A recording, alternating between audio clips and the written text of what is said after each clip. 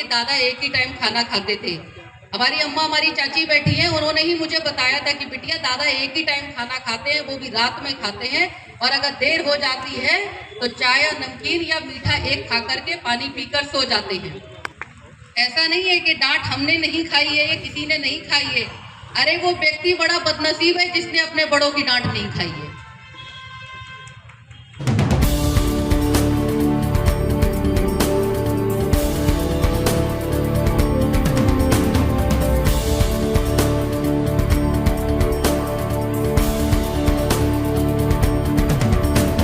प्रियंका जी, दो शब्द, क्योंकि आप जब अपने परिवार में नहीं होता है और जब वो वरिष्ठ हो खास तौर से, और अपनों के ऊपर से वो हाथ अगर हट जाते हैं, ये हम सभी लोग पूरे जिले में, इस हैदरगढ़ विधानसभा में हम सभी लोग एक एक व्यक्ति, चाहे वो बच्चा हो, बूढ़ा हो, बुजुर्ग हो, महिला हो, युवा हो, कोई भी हो, स्वर्गीय सुंदरलाल दादा के बिना हम सब लोग कैसा महसूस कर रहे हैं, किसी के पास कोई शब्द नहीं है। मैं इस मंच के माध्यम से दादा को हाथ जोड़कर श्रद्धांजलि अर्पित करते हुए कि दादा जहाँ कहीं भी हों, वो एक तारे के रूप में, या यूं कहिए कि मनुष्य के रूप में जन्म लेकर भी वो आशीर्वाद हम सभी लोगों को वो दे रहे होंगे। इसीलिए आज हम सभी लोग उनको याद करते हुए, स्मृति को याद करते हुए, हम सभी लोग एकजुट होकर परिवार के रूप में हम सब लोग यहाँ पर उपस्थित हैं।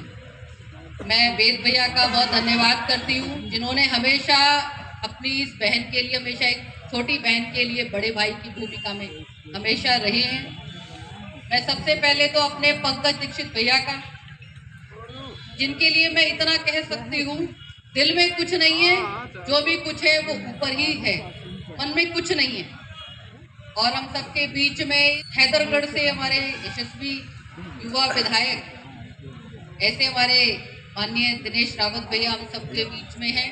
हम सबके बीच में माननीय उपेंद्र जी हैं। हम सबके बीच में बहन के रूप में, मातृशक्ति के रूप में ब्लॉक प्रमुख आरती रावत जी हैं।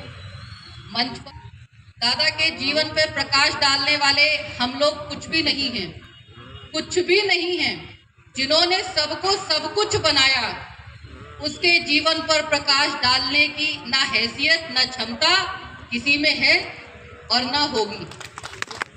ऐसा नहीं है कि डांट हमने नहीं खाई है या किसी ने नहीं खाई है। अरे वो व्यक्ति बड़ा बदनसीब है जिसने अपने बड़ों की डांट नहीं खाई है। इसलिए छोटा हो या बड़ा हो, सबको किसी ना किसी रूप में प्यार से दुलार करके, डांट करके, गुस्सा कर करके, सुना करके, और दादा की तो भाषा कुछ ऐसी रही है कि उनकी भाषा से ही प्रसाद टपकता रहा है। पंकज भाई के रूप में दादा हमको दोबारा से मिले हुए हैं, और उस परिवार के रूप में हमको तिवारा से मिले हुए हैं। और सबके जहां पर जो दादा के साथ में इस कार्यक्रम में जुड़ा हुआ व्यक्ति जो आए हुए हैं, जो जुड़े हैं, जो दादा के साथ में कभी बैठकर एक कप चाय या फिर नमकीन खाई होगी, बस मैं ज्यादा कुछ ना कहते हुए, क्योंकि कवि सम्मेलन अपना श्रद्धांजलि सभा के रूप में एक कवि सम्मेलन दादा के याद में रखा गया है। दादा हमेशा एक कार्यक्रम करते थे, कई कार्यक्रम करते थे, लेकिन एक कार्यक्रम हमेशा फिक्स रहता था। श्रद्धेय अटल बिहारी वाजपेयी जी को लेकर पूर्व संध्या पर हमेशा उनका एक कवि सम्मेलन का, विराट कवि सम्मेलन का कार्यक्रम हुआ करता था। और आज हम सभी लोग यहाँ पर जुड़कर एक कवि सम्मेलन में दादा के श्रद्धांजलि सभा में उनको नमन करते हुए, उनको याद करते हुए, पुष्पांजलि अर्पित करते हुए हम सभी लोग यहाँ पर इकट्ठा हुए हैं।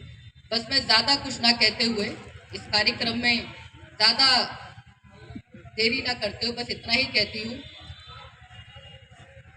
इस पूरे सभागार में बैठे हुए जितने भी यहाँ पर मनुष्य रूप में हैं,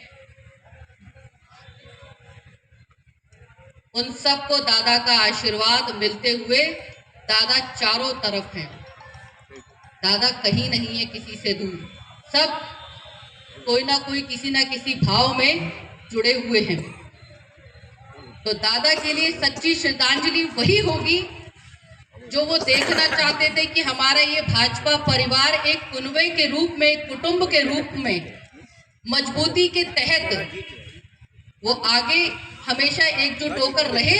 और भारतीय जनता पार्टी के लिए कहीं कोई ऐसी बात हो जाए तो ये परिवार एक साथ एक छत के नीचे मजबूत होकर, एक पिलर के रूप में मजबूत होकर के खड़ा रहे।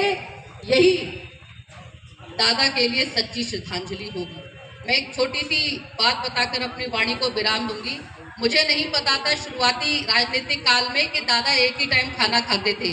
हमारी अम्मा, हमारी चाची बैठी हैं, उन्होंने ही मुझे बताया था कि बिटिया दादा एक ही टाइम खाना खाते हैं, वो भी रात में खाते हैं, और अगर देर हो जाती है तो चाय या नमकीन या मीठा एक खा करके पानी पीकर सो जाते हैं। ये उन्होंने कहा था। तो एक बार मैंने बड़े प्यार से बना करके टिफिन लेकर के आई थी। मैंने कहा देखूं, मुझे बड़ा खराब लगा, मैंने खुद बना करके मैं लेकर के गई। तो दादा ने पूरा अपने जीवन का पूरा जीवनी उन्होंने बताई, पूरी जीवनी बताई कि मैंने ये संकल्प क्यों लिया था, किस प्रकार से मैं सुबह 5 बजे 4 बजे उठ करके 5 बजे औसानेश्वर मंदिर में जाके जल अभिषेक करके मैं भोलेनाथ के याद करते हुए, जल अभिषेक करते हुए वो आते थे। ये एक छोटी सा विषय मैंने बताया। और दादा ने एक चीज मुझसे कहा कि मैंने जीवन में एक बार ही किसी का पैर छुआ है, तो वो सिर्फ जिनको मैंने अपना पैर छुए हैं उन्होंने सबके, लेकिन राजनीतिक गुरु जिनको माना, जिनका सबसे पहले आशीर्वाद लेकर के गए वो थे श्रद्धेय अटल बिहारी वाजपेयी जी। और एक छोटी सी बात उन्होंने और बताई थी, वो बड़ी बात है। यहाँ पर किसी को इतना सा भी कुछ अगर मौका मिलता है तो हाथ काटने में देर नहीं लगाता। और उस समय पे श्रद्धेय अटल बिहारी वाजपेयी जी ने उनसे कहा था कि तुम्हारा खर्चा कैसे चलता है, ये बात दादा ने बताई थी। मैं पेट्रोल पंप के लिए तुम्हें लिख करके दे देता हूँ, और वो पेट्रोल पंप तुम्हारे नाम पर वो हो जाएगा तो तुम्हारा कुछ खर्चा तो चलेगा। तो दादा ने एक शब्द यही बोला था। और उस समय पे अम्मा बैठी हुई थी, हम सब लोग होटल पे बैठे हुए थे। तो उन्होंने कहा अगर मैंने पेट्रोल पंप ले लिया तो ये समझ लीजिए मैंने अपने गुरु की शिक्षा का सौदा कर दिया, इसीलिए मैं पेट्रोल पंप की पर्ची या नाम अपने नाम कुछ नहीं लूंगा। ये बहुत बड़ी बात है।